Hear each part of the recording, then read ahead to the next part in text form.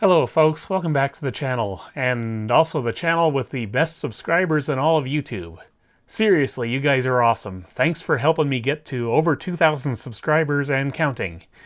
Much appreciated. Today's video is going to finally be the Teac V-770 tape deck, but first, before we get to that one, I wanted to show you this guy on top here for just a minute or five. See, I've been looking and looking and looking for months now for something that can help me fix up my Sony TC-FX5C. You'll remember that it's one of the first videos I did on the channel. Bought it for 10 bucks, had it shipped here for like 40 bucks, and basically the only major problem with it is the door mechanism was broken on it. So I've been looking ever since for a donor for that deck. And as it turns out, the TC-FX4 on top of this here Teac is such a device. So I've been looking for one of these for quite some time now.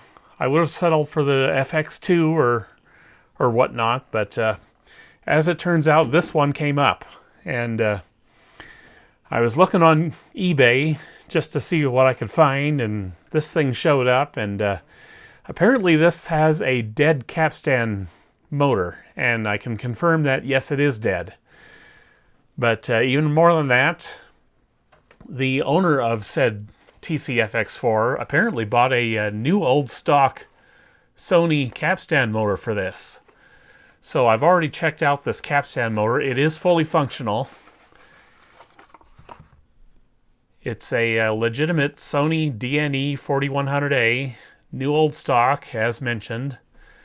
And what I've done is I've taken this apart, I've applied some oil to the front bearing here, and I've also recapped the controller here, and I'm about to tell you right now that this is probably going to be the new Capstan motor for the Pioneer CT-F615.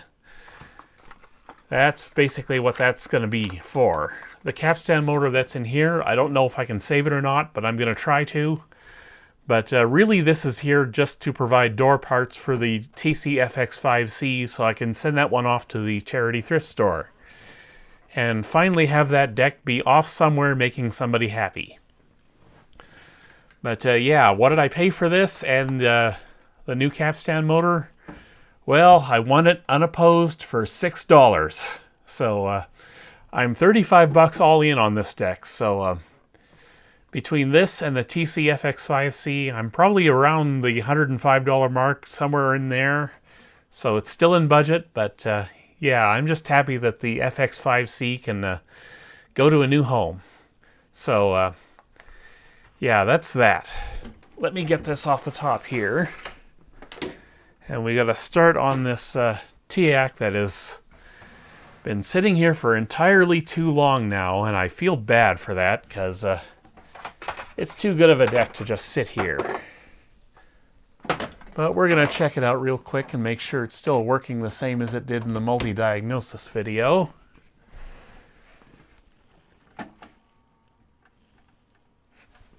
The display is kind of dim, but that could be because of the lights I got going in here. I might be able to clean that and get the display a little brighter. I don't know. We'll see. But yeah, I bought this because I really wanted a Teac, and I wasn't quite aware that I was going to find the V900X so soon after getting this one. So yeah, this one's kind of been waiting for me to get to it for entirely too long now. But yeah, it is still ejecting properly. It is making noise.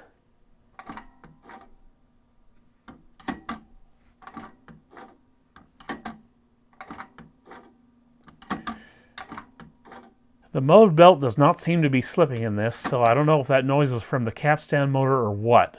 But I'll probably get a drop of oil into that anyway and see what I can do for it.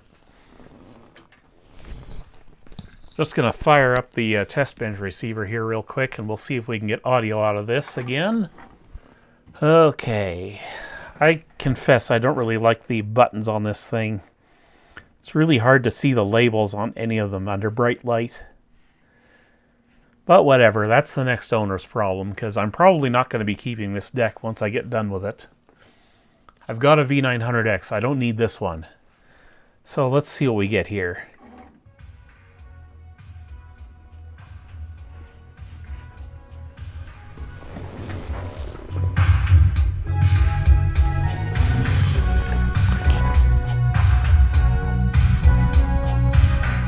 It sounds like there might be a little bit of a wow and flutter issue, but that could be old belts and general service-related issues.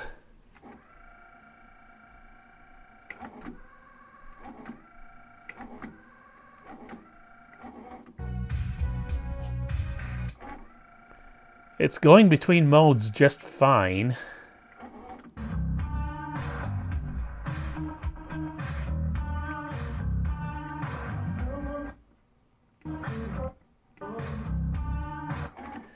Tape and source switching is working well.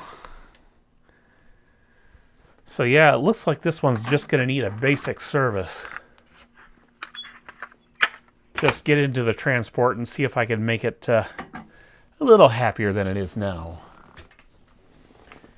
And that's a good thing, because I need something that's low stress after the week I had last week and the week before too, actually. What happened is the family pet had a stroke somewhere around Thanksgiving. I think it was that night. Poor old dog, just 17 and a half years old. I guess it finally caught up with him, and he had a stroke, and unfortunately he did kind of suffer a little bit, so that was a very high stress week for me. And yeah, long story short, I ended up in the hospital earlier this week because not only did the dog have the stroke, I had to deal with that Sony TC-K666ES that whole week also. And that was high stress. And long story short, my anxiety disorder just went out of control. And anytime it does that, I just have these panic attacks, and ended up being in the hospital, like I said. And yeah, I thought I was having a heart attack, but no, it was just high stress levels leading my blood pressure to skyrocket. And yeah, normally my blood pressure rides somewhere around the high normal area of things, but yeah, when I got it tested on Thursday at the hospital, it was 153/90, so very not good, and also very not normal for me. So yeah, I have to work on something that's much lower stress, and I think this is going to be that. Anyhow, we gotta start getting into this. Okay, so cover is off, and I'm gonna fire this up again just to see if I can figure out where the noise is coming from. This is one of those decks that keeps the capstan motor running at all times, so let's see, where's the eject?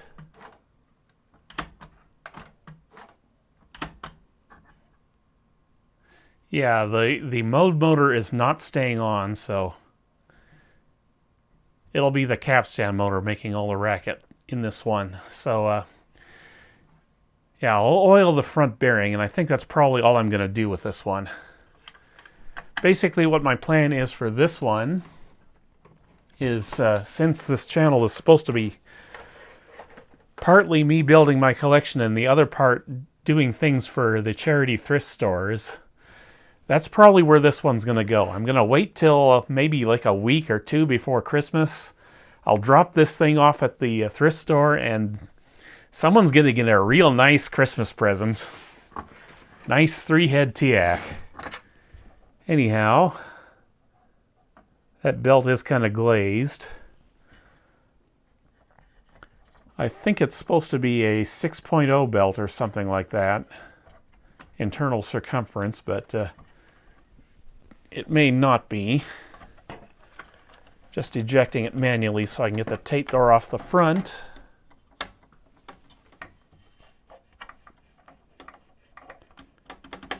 Okay, there we go. We'll hold that closed now. Now, what do I got to do to get this transport out of here? Let's see here. It's got the usual connectors and stuff, it looks like. I've got a zip tie to get rid of.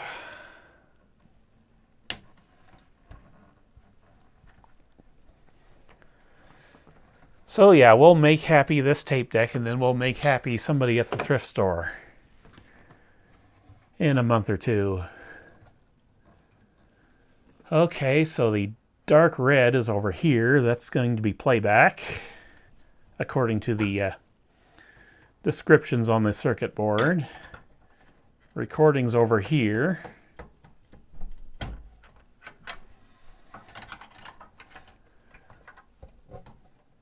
We've got this little 2-pin connector over here, and this must be for the erase head. I'm putting too much strain on that wire, but not anymore. Okay, then those are the signal wires and such. And the other thing I want to mention while I'm disconnecting things here is I actually won another tape deck from Japan this week that I'm real excited about.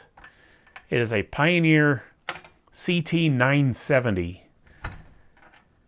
And if you've never heard of that before, or that model before, I wouldn't blame you, because it's a Japanese domestic market only tape deck. It is a high-end 3-head machine from the Communication series of decks from Pioneer.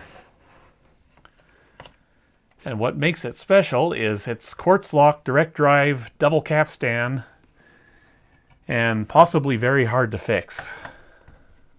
So I'm debating putting that one on the fast boat to Canada here. And by boat, I mean plane. I'm thinking about having that one couriered over, because I'm expecting the Technics RS-B755M any day now. And I would like the Pioneer to be part of the next multi-diagnosis video, because I'm real excited about that one. And I probably shouldn't be, because it's probably an unfixable mess like some of other high-end Pioneers of the day were. Okay, so mystery solved. The way they want you to get this out is to leave the assembly with the front door in place, and then get in under here, underneath the bottom panel, and remove the transport from back here. So I'm going to have to reattach the this section up here. I'll just throw the screws back in. No problem. We're going to leave the door ejected. And then we're going to take this screw out and this screw out. That's how we're going to do that.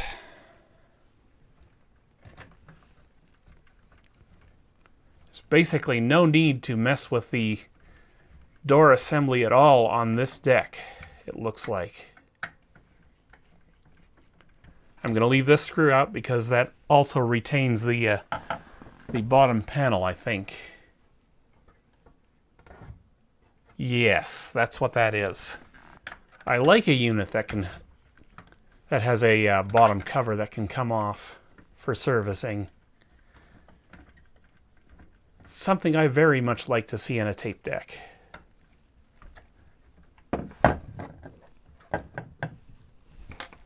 And now we should have easy access to remove the transport. I'm just holding it so it doesn't go falling out all over the place here.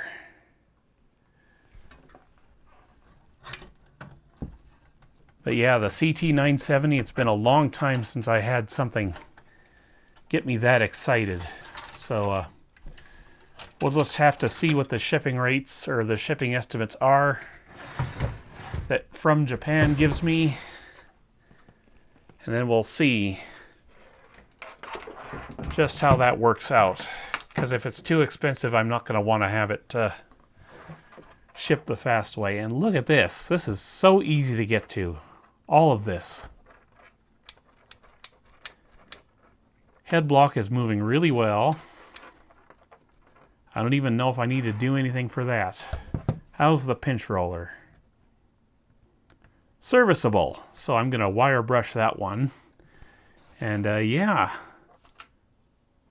Nice, easy transport to service. This is exactly what I needed this week. Brakes will be up here where the springs are and all that good stuff. So yeah, I just hope I have an idler for this. I don't know if I do. Let's see, shall we do the back or the front first? Well, the back's probably easiest. I got two belts out already for this. I've got a DeckTech for the Capstan belt, and I've got some actual 1.5 millimeter thick belts here for the control belt. I don't know. These seem awfully small for what's in here.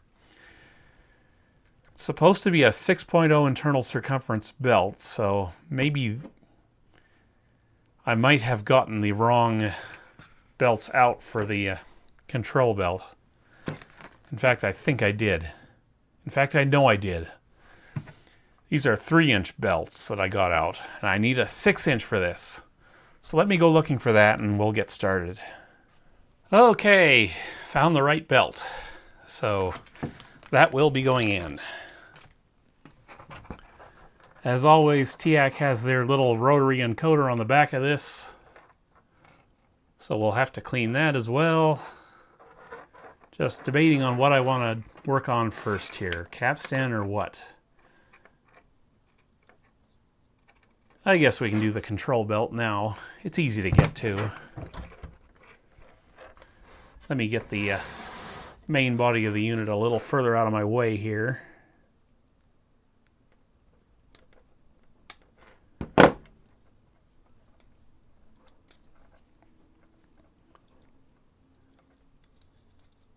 Okay, that should be able to come out of the way fairly easily now. Just taking a look at what I need to unscrew in order to get this out. Well, first off, we'll get rid of this belt. Apparently this can be changed without even having to take this apart at all. So that's one thing it's got going over the V900X. The V900X, you have to take all this stuff apart in order to get at anything. But yeah, I want to oil and grease and other such good things. So yeah, we've got a couple of screws under here to get this bracket off, and one in the middle it looks like. It's nice to have one that's not going to fight me too much for a change. Even though I almost lost that clip right there. But yeah, we'll take that wheel off, just so we can get the rotary encoder out. I'm not sure if I'm going to need to worry about timing on this or not. Just showing the camera in case I need to reference my footage. Just taking a look at where this rides. There's an internal cam lobe. Can kind of see it through here.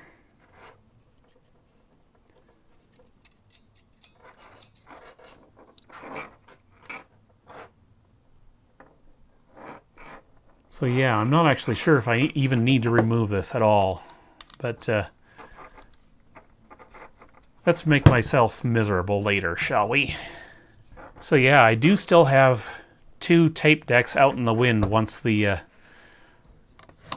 Technics comes. And that is the Denon DR F3. Oh, that is tight.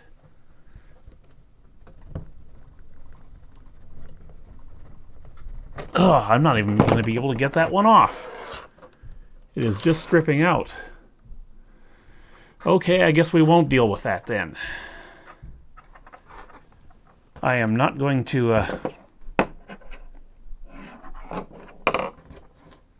fight this too hard today. I've just done too much fighting of too many other decks lately. So rather than risk certain disaster getting that off, I'm just going to leave it. I can clean the rotary encoder from here. I'm not worried about that.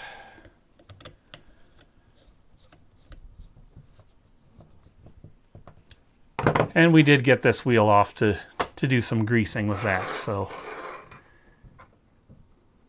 Yeah, I would rather just leave this be at this point, because this is not having any trouble moving.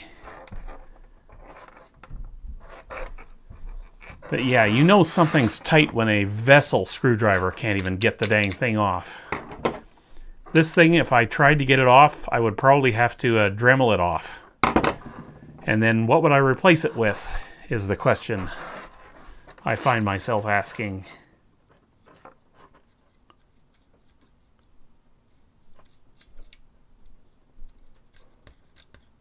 So yeah, that's going to be pretty easy to clean later. But yeah, I would have to get this off if the motor had problems or if there were lube problems, and neither one is having a problem. So what I will do is I will get a drop of oil into that front motor bearing there. I've got my oil syringe here. So let's do that now before we forget to do it later.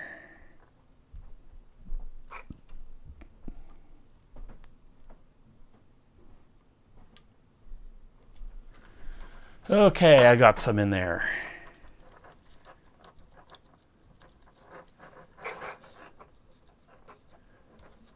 Just get my pinky in there to work that around. And that should be all good there. Now let me grab the tips of Q that I'm going to need. And my ISO of alcohol. Where the heck is it? I don't even know.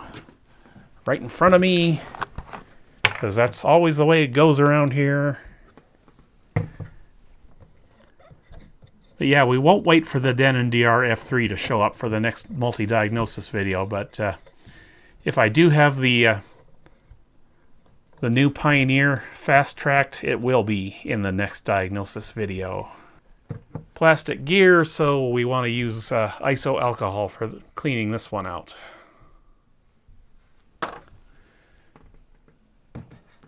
I'll just hang on to that pipe cleaner because I have a feeling I'm going to be needing it again at some point. The rest of the gear is really, really clean. I don't even know if I have to get in there with a Q-tip yet or not, but I will give it a quick pass.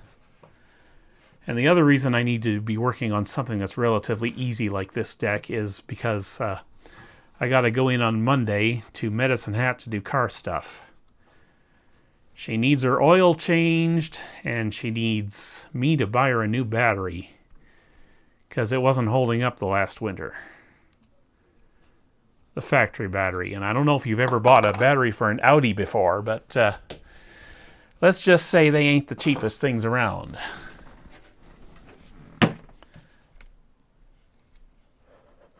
I'm looking at $350 for this battery. Which is okay. I chose what I chose. I will live with my choices. That car is more than worth me doing nice things for her. And the reason I'm having the oil change done for me and not doing it myself is simply because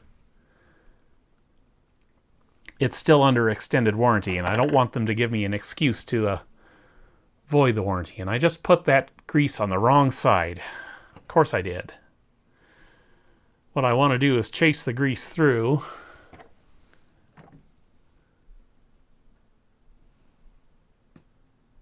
Using the shaft. Kind of like I always do. I will molly coat this gear a little bit as well.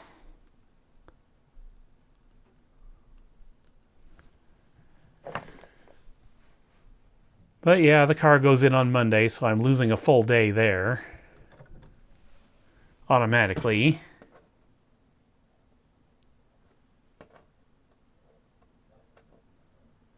Just leave a little smear of the moly coat in where this E-clip goes and put the clip back on, because we can do that already. And that should make happy.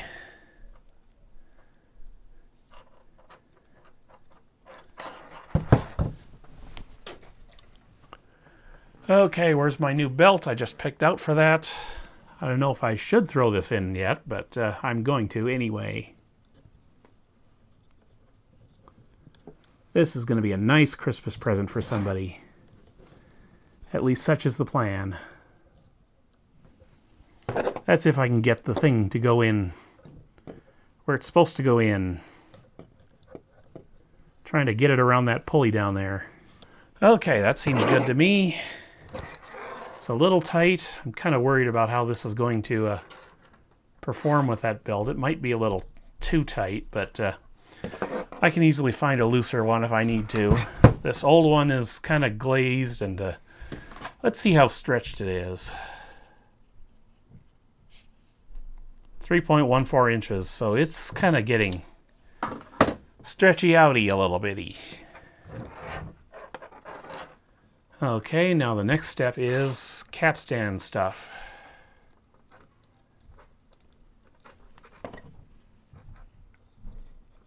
See if I can get these wires out of my way first.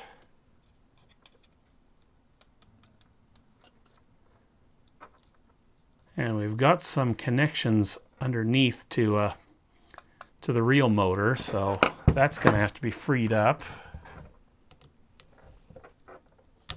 For dang sure. Let me see if I can get all these wires loose. Thankfully, I haven't encountered any other screws that want to strip out on me.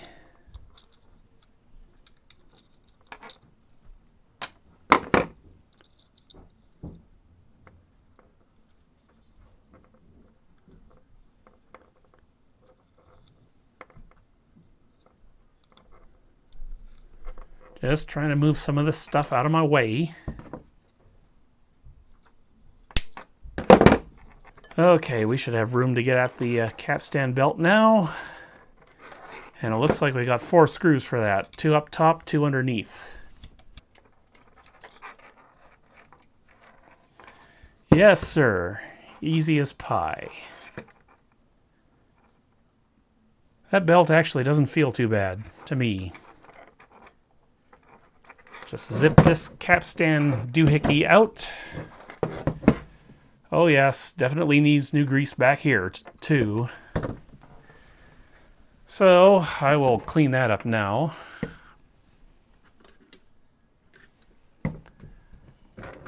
Wipe the excess off with the dry side of the Q-tip. Oh, this is loose. I should heat shape this as well. These should not be that loose, I don't think. It's lost its spring tension.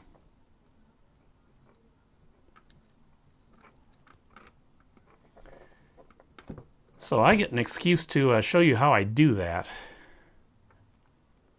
Even though this is much more fragile than the one I did on the GXZ9100, so I'm going to have to be extra careful on this.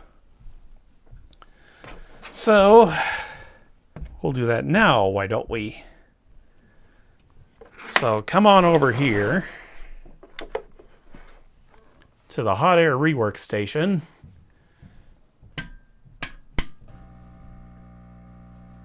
And I will turn the heat down all the way to 200.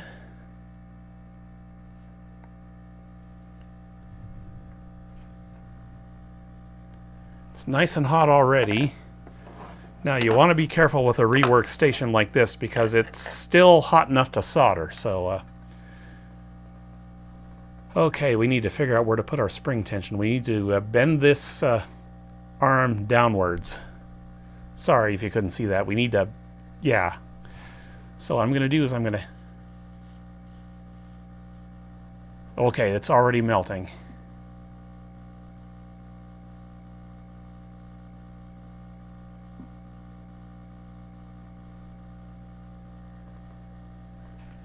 So I'm going to do the other one real quick, just like that.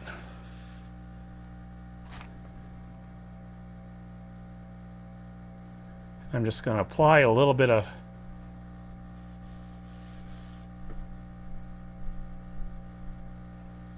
extra tension to hopefully get that to hold more spring tension, and I've already made progress on that side.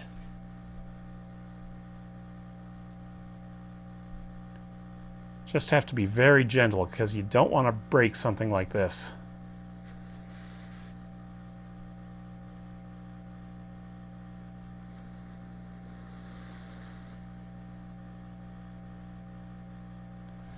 Let's go back and see how that fits. Let's let my field recorder almost fall off the table. I'm going to leave the hot air station on for now because I want to see just how well this works.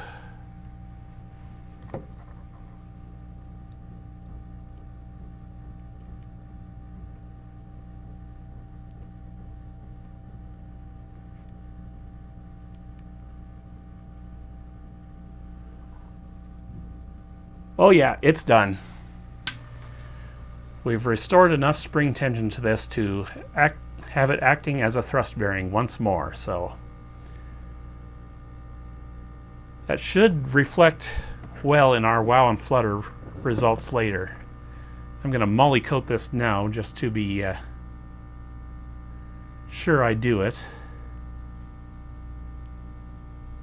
because when my anxiety disorder goes nuts, I tend to forget things. Normally I have a really, really good memory, but anytime the anxiety disorder triggers, then my memory can get a little flaky. So, okay, I'm just looking at the flywheel now. That does not appear to be a washer in the middle. So yeah, I'll clean that up real good and should be ready to go back on. But first, let's see what this belt measures.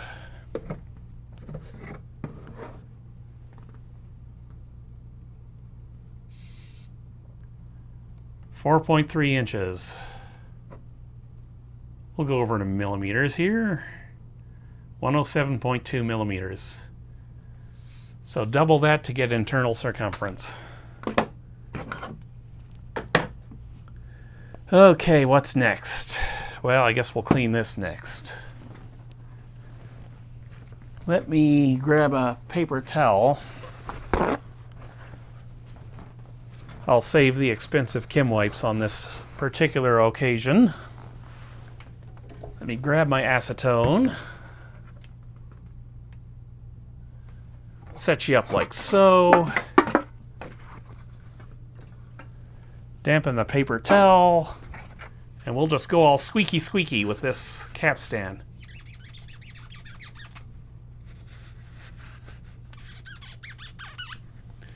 Looks like it's got a nice finish up top here, so this is a low hours deck, probably. At least that's what I'm going with. We're still not getting squeaky squeaky here. And yeah, you can see there's a lot of crud coming off this capstan, so this needed to be done. Yeah, this could very well be part of the previous owner's complaint about it running loud. I think that was the complaint. It's been a long time, so I'm not exactly sure. Okay, now I need this fresh thingamajigger here, pipe cleaner.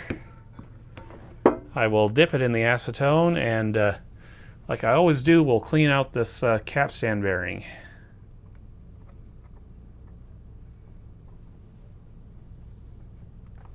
Because it's got a bunch of old oil in it.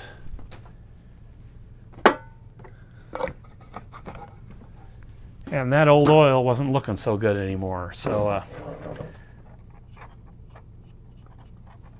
just looking through for fibers. I don't see any that got left behind. So yeah, this thing's moving right along. It's going well, this deck, which makes me nervous. They're not supposed to go well for me. They're supposed to fight and fight and fight and fight and fight and fight and fight and fight, and then fight some more.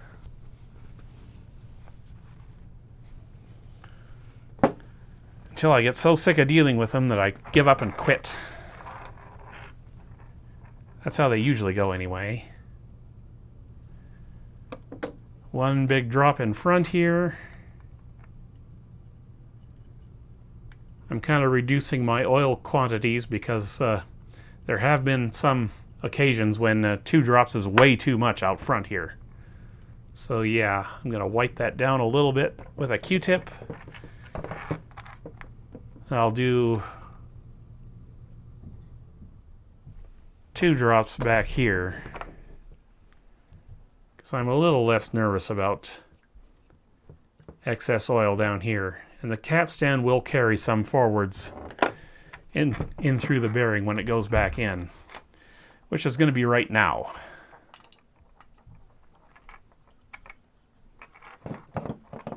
If I can get it to go past this this lead here.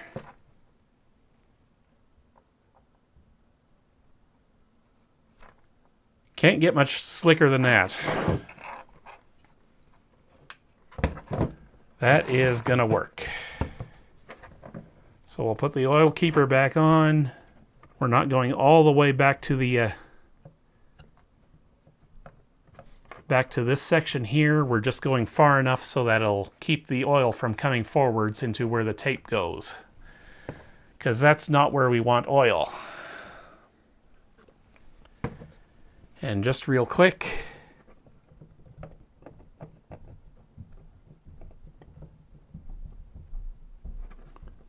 I'll do one pass with a Q-tip just to get the oil off.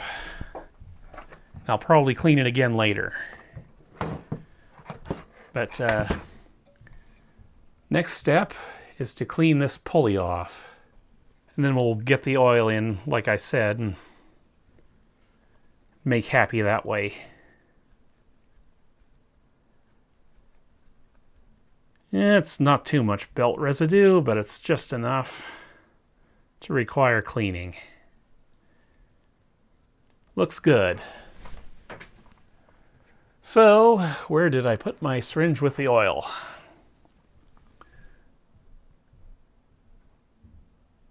I don't want oil there. Come on, self. I almost screwed that up again. I did kind of screw that up again. But I did get oil on the bearing now, so that should make happy. I hope it'll make happy, because I'm not changing this capstan motor. Why would I if it works? Okay, I'm going to clean the pulley one more time, just to recover from my boo-boo there. So this will go on like so. And I need to get my DeckTech belt out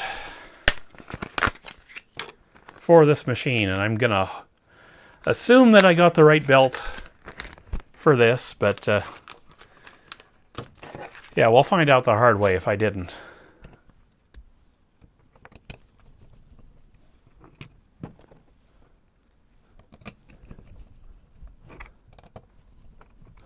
Alright, that's in place well enough to get the belt back on the pulley, or get the new belt on the pulley. This belt's never been on the pulley before, so it's not going to go back on the belt, or go back on it. Oh yeah, that's the right belt. Just hooking it with a dental pick and just sliding it in place.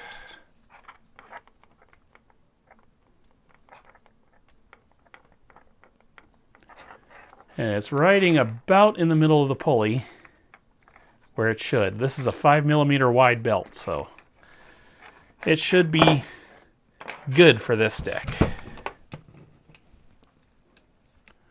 So I'll finish reattaching the bracket here, and we can move on to the front part of the transport and figuring out whether or not I've got actual idlers for this thing, because I don't know if I do. This couldn't be going much more smoothly than it has so far, which means something's about to mess up big time. If I know my luck. Okay, so front side of the transport. Let's see what kind of damage we can do up here. Looks like these caps are just simply clipped in. So I'll see if I can get them out.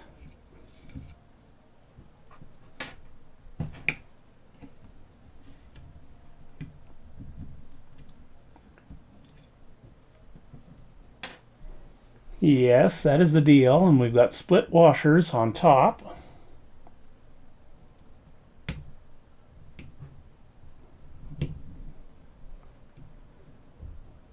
So I'll just use my built-in tools to get rid of those. We've got washers underneath the reel tables as well, it looks like.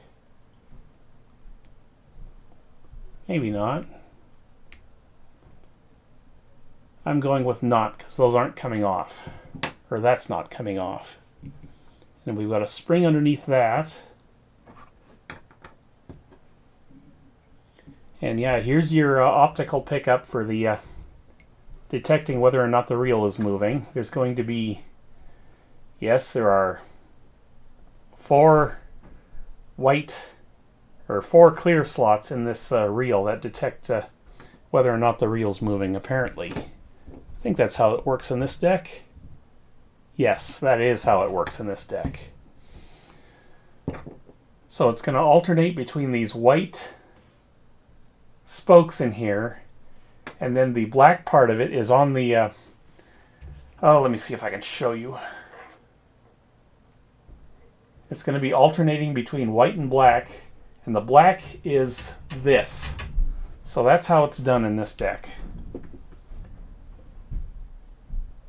So there's no problems with using iso alcohol to clean these sensors, which is what I'm going to do right now on that one.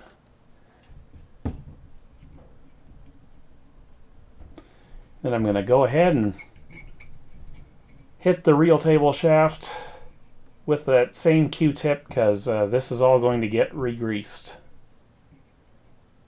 We can even pull this off too if we want, but I don't think we need to. I'll clean all the way down. Oh yeah, there's actually old grease all the way down on that, so let's go ahead and do that.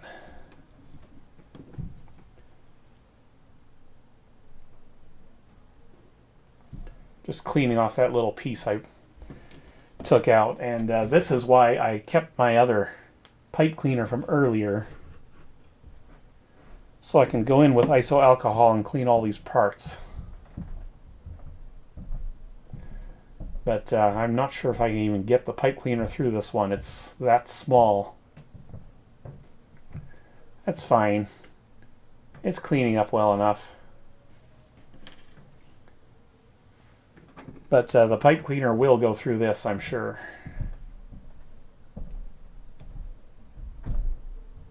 Or am I sure? I'm not so sure now. Let me try and get it from the other side. Okay, that is not going through. We have found a set of reel tables that one of those pipe cleaners will not go through. So in order to clean this one, I'm going to go outside the box and I'm going to get my Electrosolve contact cleaner. Okay, I'll bring you out here and I'll just go right through the middle.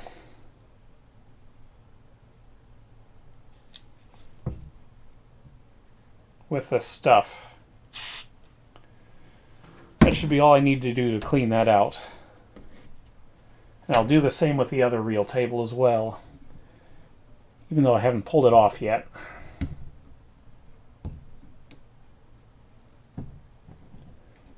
Looks like it's built just the same as the other one was. Now that I think about it, I could have used my syringes instead of that. Okay, so that's going to be a waste of contact cleaner, but whatever. I've got a syringe here just for iso alcohol that I used for this kind of thing, but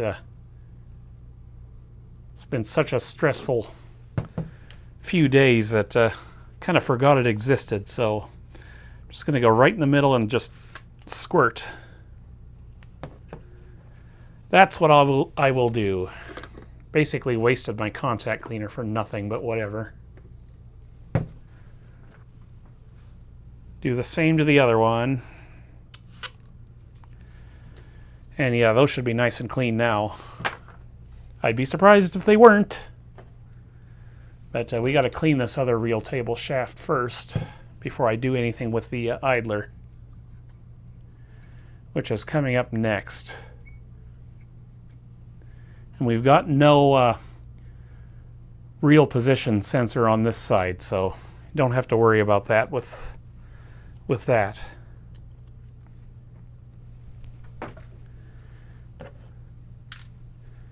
Okay, what am I doing next? Ah, yes, idler. Let me finish cleaning this up real quick. And now I will move this towards me because I'm about to release this. Well, I don't know. Can I get the idler out this way? Probably not. Okay, so I'm going to release the split washer on the idler now and hope it doesn't go flying. Either the washer or the idler.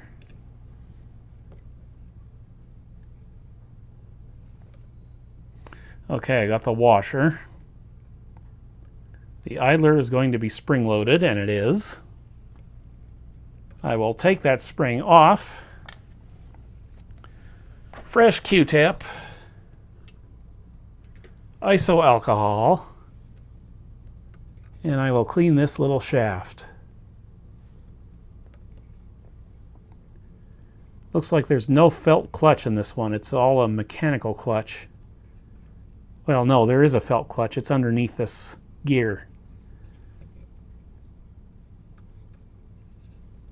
Let me see if I can show you. Yeah, there's the felt. And oh, while I'm thinking about it, give me just a sec here. Speaking of felt clutches, the big felt kit came, the VCR one. I think this is going to work for all those JVC machines that use the felt clutches. So I should have bought another one of these because he had plenty of them. So maybe I will. But yeah, that's that. We need to deal with the idler tire on this thing. And I hope I've got one. I'm going to try to get this off with my fingernails only to keep from damaging it, because it might have to go right back on. And of course I probably can't. My hands and fingers are just too big for this kind of thing. Man, Teac and their idlers, why do they have to do it this way? Okay, I got it. So I just got to work it off now. Part of the challenge doing it this way is to try and get the implement you're using in behind the idler tire without messing it up big time. And it appears I have done the trick on that. Okay, so where are my calipers? We will measure this idler real quick.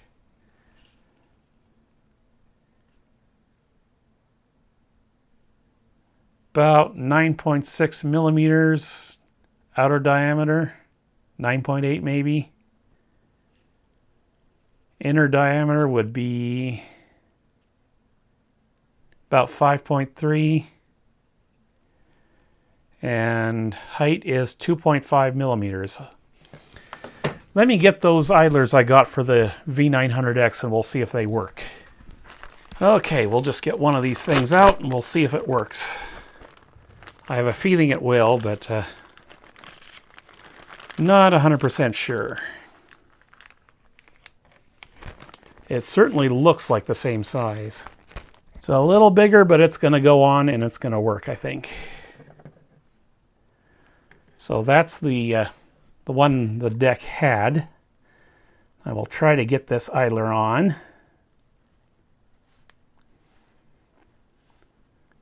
Which is an SB107 O-ring. In actuality, same things I ordered for the V900X. Oh yeah, absolute perfect fit.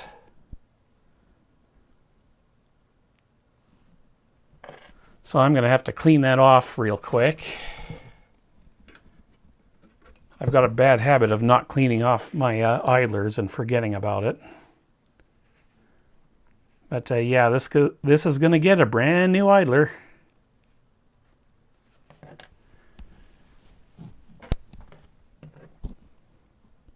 The old one is a little bit glazed, but it's not bad yet, I'm going to say. Still, I've got all those new SB107 O-rings. I might as well use them. Okay, now can I get a pipe cleaner through the middle of this thing?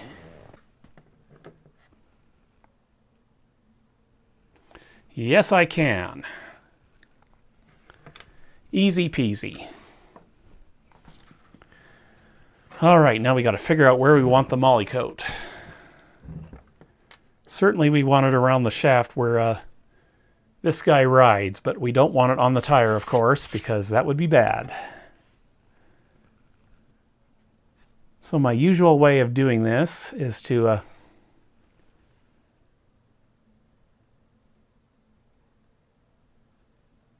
stick molly coat right in the center where the hole is, and then use the shaft to run it through.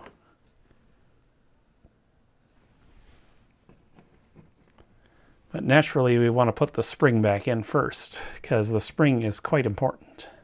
Okay, go back in your home. There we go. And then as for the rest of this molly coat, I'm going to make sure you can see first, and then I'm going to scrape it down where that split washer goes.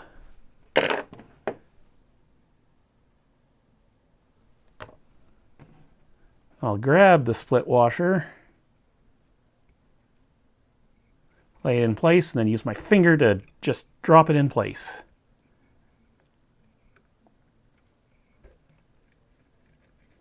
Easy peasy. Now I gotta somehow get some oil down to the shaft on this thing, or on the front bearing of that thing. How do I do that, I wonder? Can I even do that at all, I wonder? Well, I'm going to have to dismount that motor to do it. If I do it. I kind of don't want to do it right now, because I just installed all these brand new zip ties back here. Okay, let's see if we can get this motor off. I don't know why I'm doing this for this deck, but I started, I might as well finish. It wants me to pull the whole frickin' gear off the front in order to even do this. I don't think there's any other way to access this. Hate to do that.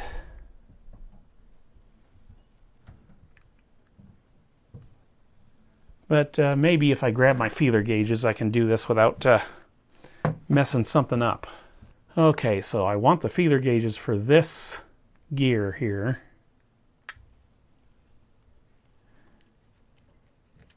I need one more layer, which I can't seem to get out of the feeler gauge holder.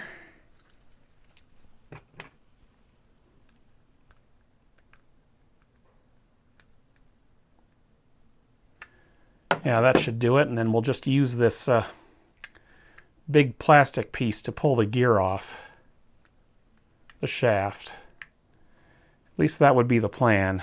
I don't know if it's a good plan, but it is the plan.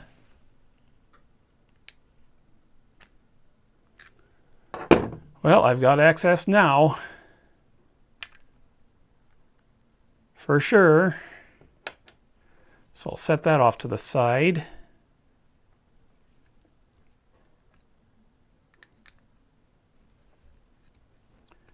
Just trying to figure out where this went. It's just a spacer for the screw holes mostly. Okay, where did I put my oil shooting syringe? Does it have any oil left in it? Probably not. No, it does not.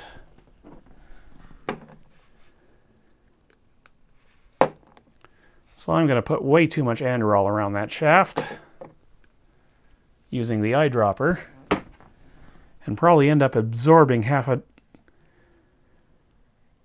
that stuff. Okay, I think that's helping. I hope it's helping.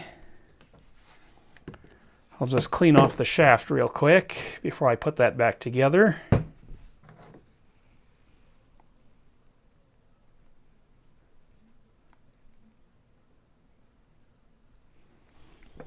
Because we don't want oil on the shaft, remember?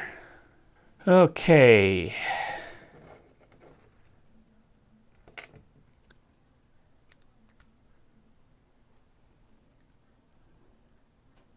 Actually, I could molly coat some of this area here, I think, so I will.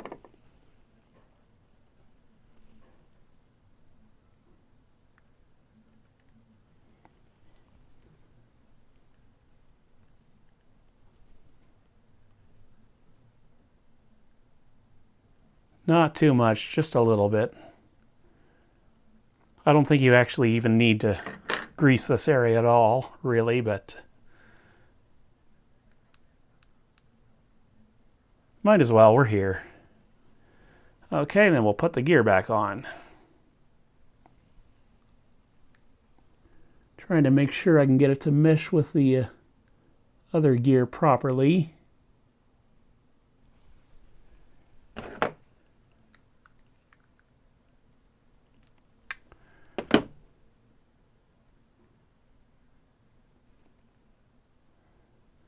And as long as that gear stays put, it should still work just fine. At least I hope it does. If it doesn't, I can always get back in here.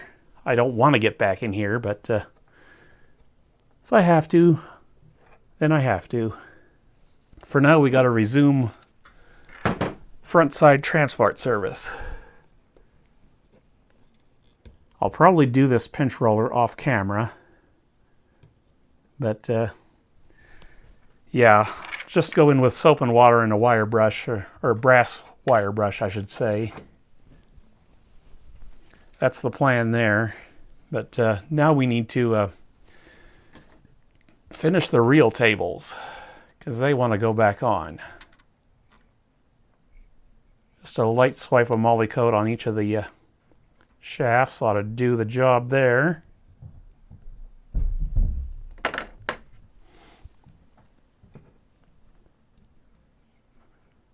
Install whatever those things are.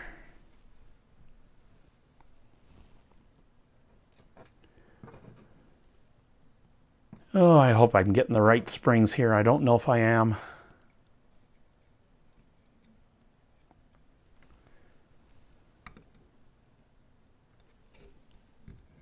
Brakes, get out of the way.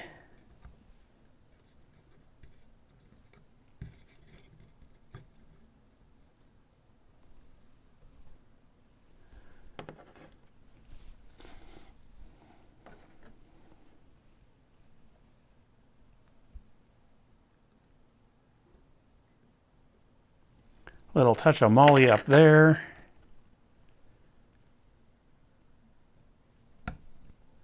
Split washer back on.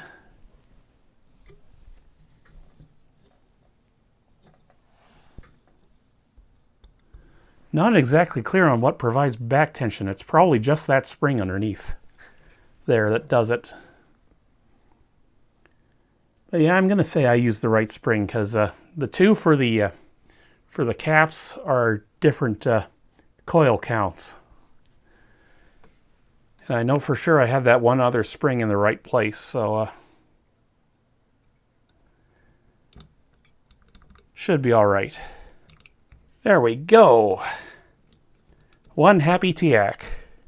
Well, happy so far, I think. It may not be very happy once it goes back together and starts playing again, but we'll worry about when the time comes. I just got to get this thingamadoodle connected again is all. I'm going to clean the heads right here because they're real easy to get to. I am not going to break out the microscope on this one. I'm not planning on keeping it. The heads are what they are. I'm giving somebody a free tape deck that I paid $200 for. So they can take what they get and be happy with it. As far as I'm concerned anyway. So, next step would be to pull the pinch roller, I guess.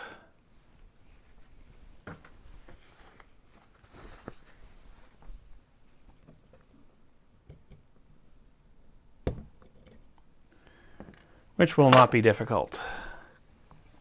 I just need to check and see where the springs are and where they engage.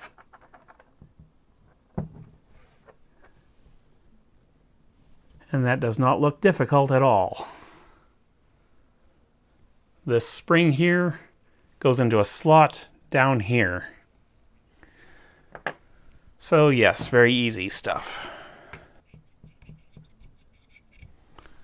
Clean that as usual.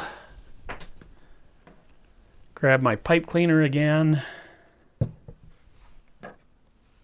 Go up through the middle.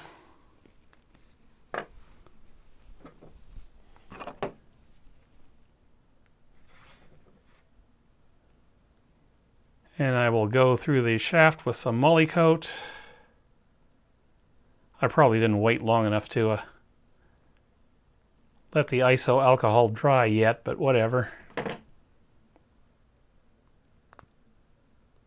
Just want to watch that the spring doesn't pop off the pivot here, because that would irritate me. Okay, now I got to get the pinch roller out, which is easily done on these plastic arm thingamadoodles. It's not going to take much work at all to get this loose. Just like that. Yeah, so let me go clean this up and we'll stick it back in. Okay, so the pinch roller is ready to go back in. I don't know if it's my best pinch roller service ever, but I'm sure it'll do the job. Just get a little Molly coat in the center hole here.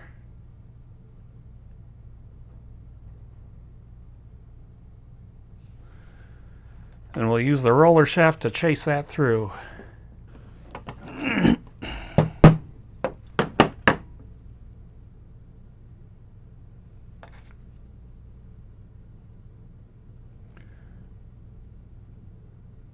One freshly serviced pinch roller. Into the groove that it goes into. E-clip goes back on. And we are just about at the end of this.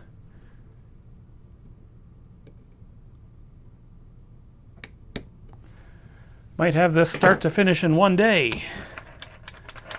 And yeah, I'm happy enough with the head block that I'm not going to try and take it off or anything.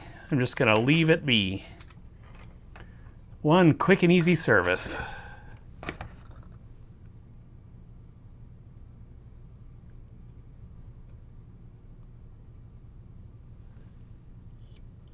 Looks like I still need to do some cleaning of the capstan, so I will do that now.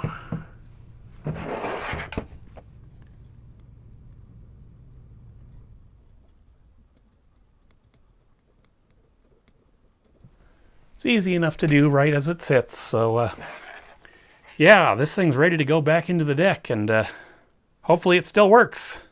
I guess we'll find out. Okay, so the transport is back in the deck, but before we do a check to see if it works, we want to clean up these input level controls, because they're going to be dirty.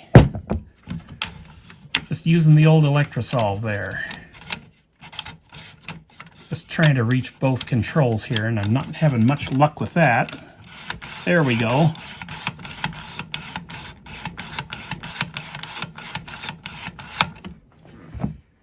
And now that the Electrosolve is done, we'll go in with Fader Lube.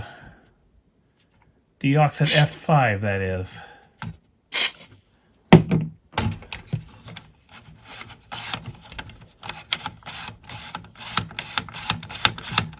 Because whoever buys this for his Christmas present to himself or herself is going to want these controls to work. I don't think I'll bother with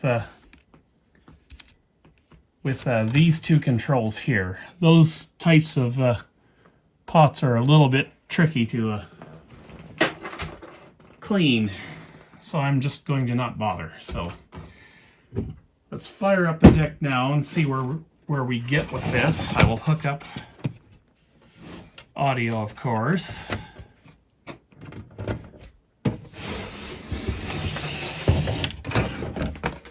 And let me run power here. Test bench receiver is on.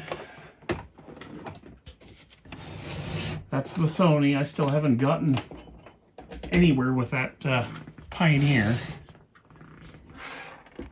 Okay, so let's find out how well this works.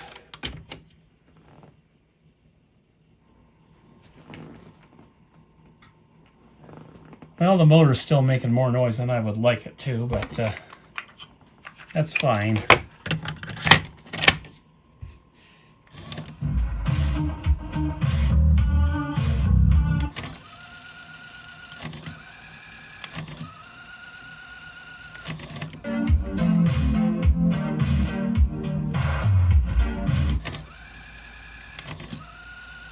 New idler is working out just fine, it looks like.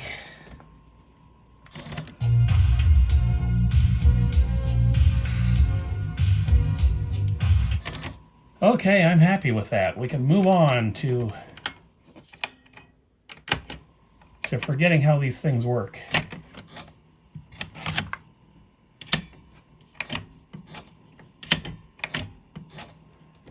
Yeah, and apparently the new mode belt is working out just fine too. So what I got to do now is shut off the test bench receiver, and we got to get the laptop over here to set up the speed. Okay, I think I'm set up now to do the wow and flutter and speed check thing, but first I want to introduce you to my new software. Yes, folks, I bought this. So I'm set up like every other cassette deck YouTuber now. So yeah, this will be great, I think, if I can figure out how it works again.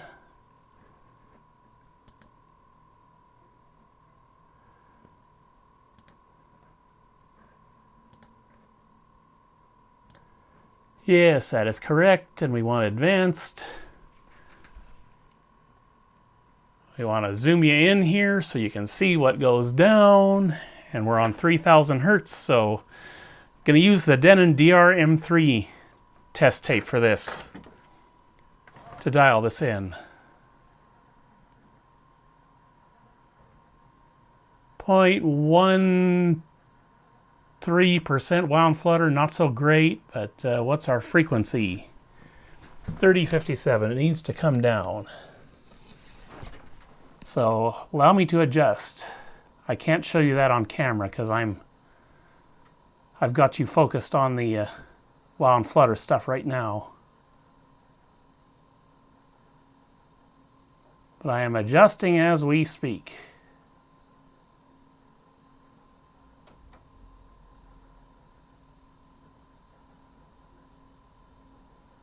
And this tape is calibrated to 2999, so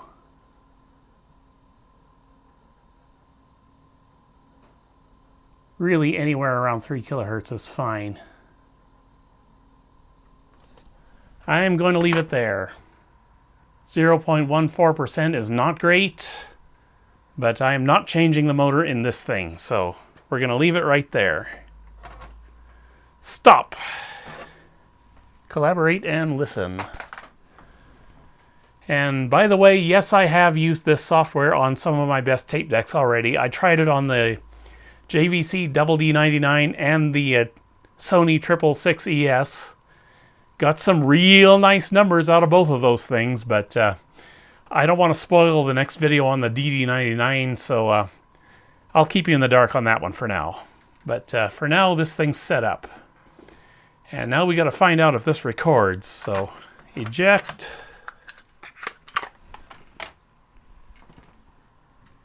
Shut down the laptop. And I think what I'll do is I'll just do a simple dub with another deck here. So I'll put the door back on this thing. And I will go get set up for a record test. Nothing fancy. I'm not doing any of the usual record and play tests like I usually do. This thing's got 4066 switches, I think, inside the monitor and source switching, so it's never going to be up there with my best decks, so I will just leave myself with a little more pleasant experience and just not do that this time. Okay, so I think we're ready to go with a recording test here. We'll use the Sony TC-K666 for this. Chrome, of course. And I'll fire up the test bench receiver again, because we need to set things up. I'm going to use this JVC tape I used with the D99 as a test for recording. And by the way, yes, I did clean the tape selector, or the tape type switches up here. I don't think they were real bad, but I did shoot them with the Electrosolve. All the same. So I'm going to go to source over on this deck, play over here.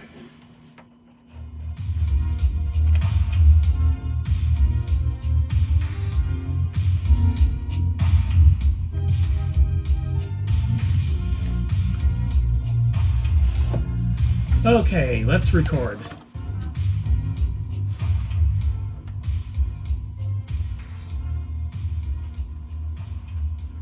Apparently I'm between tracks. Oh well, that's fine. It's recording right now.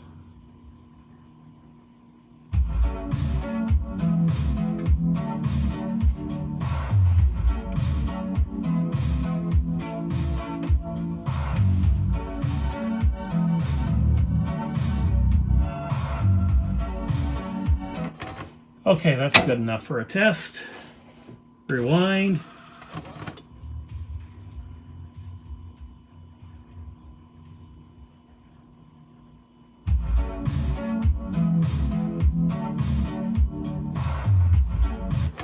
Okay, and it does record. Good.